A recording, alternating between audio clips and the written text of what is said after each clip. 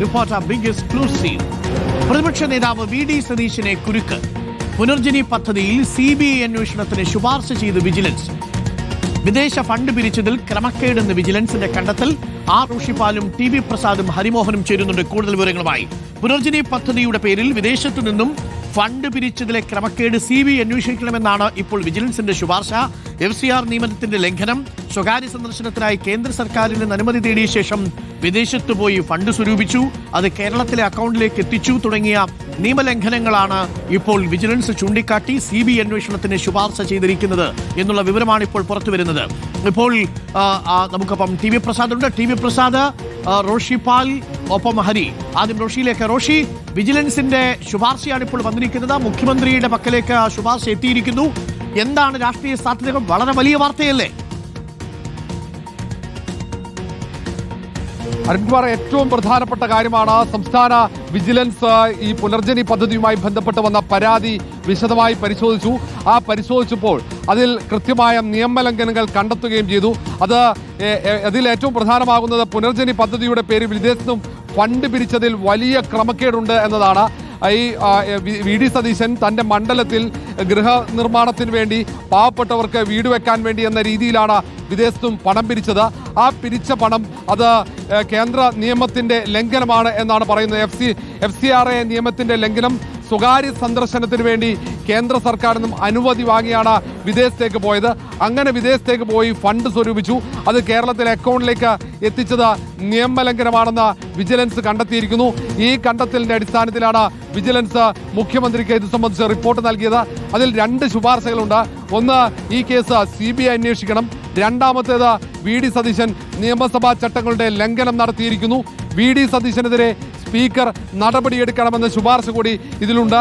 Rules of പ്രൊസീജിയേഴ്സിന്റെ അനുബന്ധം 2 rule 41 പ്രകാരമാണ് നിയമസഭ സാമാജിക തരത്തിൽ നിയമലംഘനം നടത്തിയിരിക്കുന്നത്. അതുകൊണ്ട് തന്നെ സ്പീക്കർ നടപടിയെടുക്കണം. മണപ്പാട്ട് ഫൗണ്ടേഷൻ എന്ന പേരിലാണ് പുനർജനി പദ്ധതിക്കായി ഫൗണ്ടേഷൻ രൂപീകരിച്ചത്. വിദേശത്തു നിന്നും പണം സ്വീകരിച്ചു, ലക്ഷക്കണക്കിന് രൂപ പിരിച്ചെടുത്തു. പണമൊക്കെ നിയമവിരുദ്ധമായി ഒരു അക്കൗണ്ടിലേക്ക് വന്നു. UK നിന്ന് മാത്രം ഏതാണ്ട് 22,500 പൗണ്ട് വിവിധ വ്യക്തികളിൽ നിന്നും സമാഹരിച്ചു എന്നാണ് വിജിലൻസ് അന്വേഷണത്തിൽ കണ്ടെത്തിയത്. ഇതൊക്കെ മണപ്പാട്ട് ഫൗണ്ടേഷന്റെ അക്കൗണ്ടിലേക്ക് അയച്ചതായി വിജിലൻസ് കണ്ടെത്തിയിരിക്കുന്നു. UK ആസ്ഥാനമായുള്ള മിഡ്ലാൻഡ് ഇന്റർനാഷണൽ എയ്ഡ് ട്രസ്റ്റ് എന്ന NGO വഴിയാണ് മണപ്പാട് ഫൗണ്ടേഷൻ FCRA അക്കൗണ്ടിലേക്ക് പണം അയച്ചത് എന്നതാണ് വിജിലൻസിന്റെ സുപ്രധാനമായ കണ്ടെത്തൽ. അങ്ങനെ പ്രതിപക്ഷ നേതാവ് വി.ഡി. സതീശന്റെ കുരുക്ക് മുറുക്കുന്ന രീതിയിലുള്ള റിപ്പോർട്ട് വിജിലൻസ് മുഖ്യമന്ത്രിയുടെ മുന്നിലേക്ക് എത്തിച്ചിരിക്കുന്നു. UK സംഘടിപ്പിച്ച പരിപാടിയിൽ പങ്കെടുത്തവരോട് പ്രളയബാധിതരായ സ്ത്രീകൾക്ക് പുനരധിവാസത്തിന് സഹായം നൽകണം, അതിന്റെ ഭാഗമായി നെയ്ത്തു യന്ത്രം വാങ്ങാൻ 500 പൗണ്ട് വീതം നൽകണമെന്ന് വി.ഡി. സതീശൻ ഒരു പൊതുപരിപാടിയിൽ ആവശ്യപ്പെട്ടതിന്റെ വീഡിയോ അത് പുറത്തു വന്നതാണ്. വീഡിയോ അടക്കം പരിശോധിച്ചു വിജിലൻസ്, അത് സ്ഥിരീകരിച്ചു. മണപ്പാട്ട് അക്കൗണ്ടിന്റെ ട്രസ്റ്റിന്റെ അക്കൗണ്ട് വിശദമായി പരിശോധിച്ചു. പരിശോധനകൾക്ക് പൂർത്തിയായി. അങ്ങനെ വിശദ പരിശോധനകൾക്കൊടുവിലാണ് മുഖ്യമന്ത്രിയുടെ മുന്നിലേക്ക് വിജിലൻസിന്റെ റിപ്പോർട്ട് വന്നിരിക്കുന്ന. റിപ്പോർട്ടിലുള്ള പ്രധാന ശുപാർശ പ്രതിപക്ഷ നേതാവ് വി.ഡി. സതീശന്റെ നേതൃത്വത്തിലുള്ള പുനർജനി പദ്ധതി, അതിൽ വലിയ ക്രമക്കേട് നടന്നിരിക്കുന്നു. വിദേശ വിനിമയവുമായി ബന്ധപ്പെട്ട വലിയ നിയമലംഘനം നടന്നിരിക്കുന്നു. അത് CBI പരിശോധിക്കണം. കാരണം വിദേശത്ത് നിന്ന് പണം പിരിച്ചതാണ്. ക്രമക്കേടുണ്ട് അതിൽ. അത് പരിശോധിക്കണമെങ്കിൽ അത് വിജിലൻസിന് സാധ്യമല്ല. അതുകൊണ്ടാണ് CBIയുടെ സഹായം തേടുന്നത്. ഏതായാലും ഈ കാര്യത്തിൽ ഈ ഫയലിൽ വിജിലൻസ് നൽകിയിരിക്കുന്ന ഫയലിൽ മുഖ്യമന്ത്രി പിണറായി വിജയൻ എടുക്കുന്ന തീരുമാനം നിർണായകമായിരിക്കും. നേരത്തെ തന്നെ പുനർജനി പദ്ധതിയുമായി ബന്ധപ്പെട്ട ഈ പണപ്പിരിവ് വലിയ വിവാദത്തിന് വഴിവെച്ചതാണ്. അങ്ങനെ വന്ന പരാതിയാണ് വിജിലൻസിന് കൈമാറുകയും വിജിലൻസ് അന്വേഷണം നടത്തി ദീർഘനാളായി നടത്തിയ അന്വേഷണത്തിനൊടുവിലാണ് ഈ റിപ്പോർട്ട് മുഖ്യമന്ത്രിയുടെ മുന്നിലേക്ക് കൈമാറിയിരിക്കുന്നത്. അരുൺകുമാർ, ഇതിലൊരു പ്രധാനപ്പെട്ട കാര്യം ഈ പുനർജനി പദ്ധതി എന്നുള്ളത് മണ്ഡലത്തിൽ വി.ഡി. സതീശൻ നൽകി വരുന്നൊരു ചാരിറ്റി പ്രോഗ്രാമാണ്. പദ്ധതിയുടെ പേരിൽ മണപ്പാട്ട് ഫൗണ്ടേഷൻ എന്ന് പറയുന്ന ഒരു സംഘടന രൂപീകരിച്ചുകൊണ്ടാണ് അതിലേക്ക് ധനം സമാഹരിക്കുന്നത്. അത്തരം ധനസമാഹരണം അദ്ദേഹം നേരിട്ട് വ്യക്തിപരമായി തന്റെ അക്കൗണ്ടിലേക്ക് പണം സ്വീകരിച്ചിട്ടില്ല. പ്രിയപ്പെട്ട പ്രേക്ഷകർ ഇത് മനസ്സിലാക്കുക. പകരം അത് മണപ്പാട്ട് ഫൗണ്ടേഷൻ എന്ന പേരിൽ പുനർജനി പദ്ധതിക്കായി ഫൗണ്ടേഷൻ രൂപീകരിച്ച് വിദേശത്ത് നിന്നും പണം സ്വരൂപിച്ചു. അതിൽ വിജിലൻസ് ചൂണ്ടിക്കാട്ടുന്ന കാര്യങ്ങൾ, ഒന്ന്, UK നിന്ന് ഏകദേശം 19,95,88,000 രൂപ വിവിധ വ്യക്തികളിൽ നിന്നും സമാഹരിച്ച് മണപ്പാട്ട് ഫൗണ്ടേഷന്റെ അക്കൗണ്ടിലേക്ക് അയച്ചു എന്ന് വിജിലൻസ് കണ്ടെത്തിയിട്ടുണ്ടെന്നുള്ളതാണ് റിപ്പോർട്ടിൽ പറയുന്ന കാര്യം.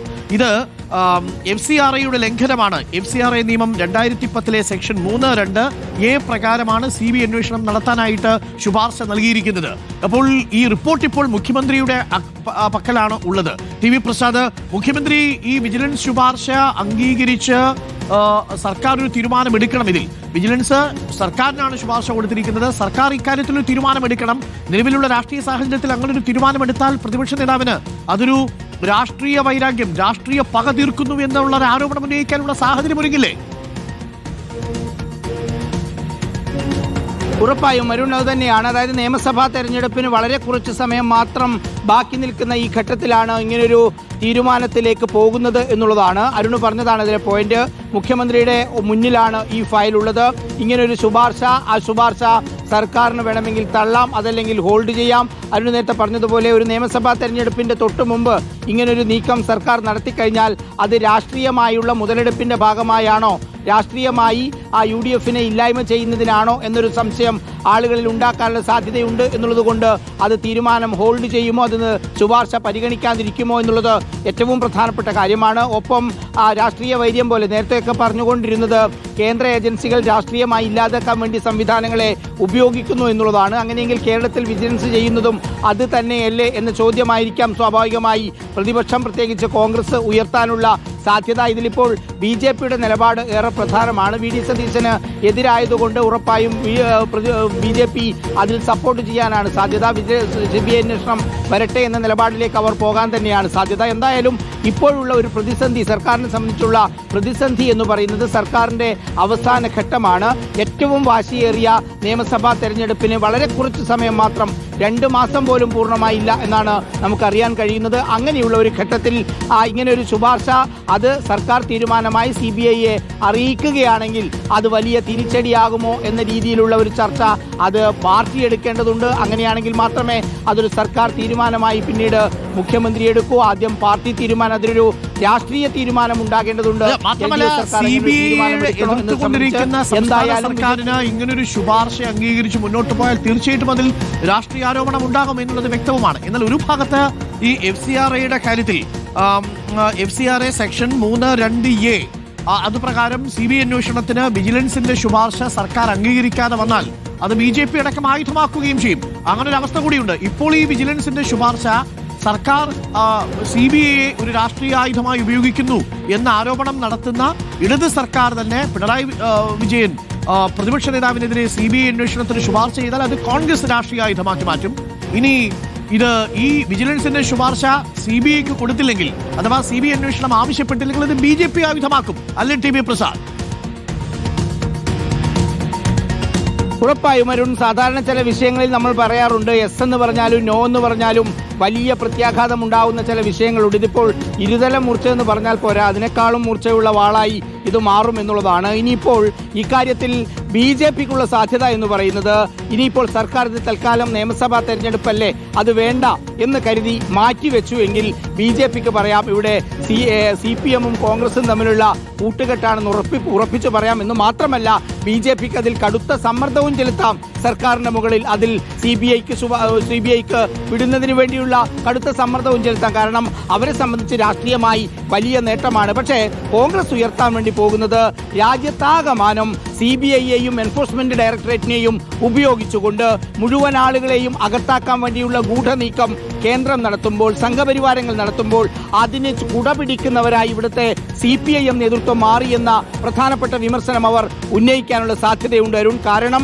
സംസ്ഥാനത്ത് BJP-യും CPM-ഉം തമ്മിൽ ഒരു അവിശുദ്ധ ബന്ധം പ്രവർത്തിക്കുന്നു എന്ന വിമർശനം നേരത്തെ തന്നെ പല ഘട്ടങ്ങളിലായി കോൺഗ്രസ് കേരളത്തിൽ ഉയർത്തിയിട്ടുണ്ട്. അതിന്റെ ഭാഗമായിട്ടാണ് മുഖ്യമന്ത്രിയുടെ മകൾക്കെതിരായ അന്വേഷണത്തിൽ കാര്യമായ പുരോഗതിയില്ലാത്തതെന്നും ഇവൻ ലാവ്ലിൻ കേസിൽ പോലും വേണ്ടത്ര കർശന നടപടിയിലേക്ക് സർക്കാർ പോകാത്തതെന്നുമുള്ള വിമർശനം ഉന്നയിക്കുന്ന ഇവിടുത്തെ കോൺഗ്രസ് ആണ്. അതിന് ഒന്നുകൂടി വളം കിട്ടുന്ന രീതിയിൽ, ഒന്നും കൂടി ബലം കിട്ടുന്ന രീതിയിൽ ഈ പുനർജനി കേസിനെ മാറ്റിയെടുക്കാൻ കോൺഗ്രസിന് കഴിയുമെന്നുള്ളതാണ്. അതുകൊണ്ട് തന്നെ ഇതിലൊരു രാഷ്ട്രീയ തീരുമാനം ഏറെ പ്രധാനപ്പെട്ടതാണ്. ഇത് മുന്നോട്ട് കൊണ്ടുപോകണോ അതല്ല തൽക്കാലം നിയമസഭാ തെരഞ്ഞെടുപ്പ് ആയതുകൊണ്ട് അവിടെ വയ്ക്കണോ എന്ന കാര്യത്തിലുള്ള തീരുമാനം അത് ഏറെ പ്രധാനപ്പെട്ടതാണ്. എന്തായാലും കഴിഞ്ഞ കുറേ നാളുകളായി സർക്കാരിൽ, അല്ലെങ്കിൽ ക്ഷമിക്കണം, നമ്മുടെ സമൂഹത്തിൽ ചർച്ച ചെയ്യുന്ന ഒരു വിഷയം തന്നെയാണ് പുനർജനി കേസ്. വിജിലൻസ് സർക്കാരിനെതിരെ പലപ്പോഴും കോൺഗ്രസ് നേതാക്കൾ ആഞ്ഞടിക്കുന്ന സമയത്ത് തിരിച്ച് CPIM അടിക്കാൻ ഉപയോഗിക്കുന്ന ഒരു വടിയാണ് പുനർജനി. ആ പുനർജനിയിലാണ് ഒരു സർക്കാർ തീരുമാനത്തിലേക്ക് കാര്യങ്ങൾ നീങ്ങുന്നത്. അത് ഉണ്ടാകുമോ ഇല്ലയോ എന്നുള്ളതാണ് ഏറ്റവും പ്രധാനപ്പെട്ട കാര്യം. വരും. ഓക്കെ, അപ്പോൾ പ്രിയപ്പെട്ട പ്രേക്ഷകരെ, സർക്കാരിലേക്ക് വിജിലൻസ് ആണ് ശുപാർശ കൊടുത്തിരിക്കുന്നത്. സർക്കാർ ഈ ശുപാർശയിന്മേൽ എന്ത് നടപടി എടുക്കുമെന്നുള്ളതാണ് പ്രധാനപ്പെട്ട കാര്യം. വിജിലൻസ് കൊടുത്തിരിക്കുന്ന ഒരു ശുപാർശ പൂഴ്ത്തിവെച്ചാൽ അത് BJP ആയുധമാക്കും. എന്നാൽ വിജിലൻസിന്റെ ശുപാർശ ഇപ്പോൾ സർക്കാർ CBI അന്വേഷണം ആവശ്യപ്പെട്ടാൽ അത് കോൺഗ്രസും ആയുധമാക്കി മാറ്റും എന്നുള്ളതാണ്. പ്രതിപക്ഷ നേതാവിനെ കുരുക്കായി മാറുകയാണ് ഇപ്പോൾ വിജിലൻസിന്റെ ശുപാർശ.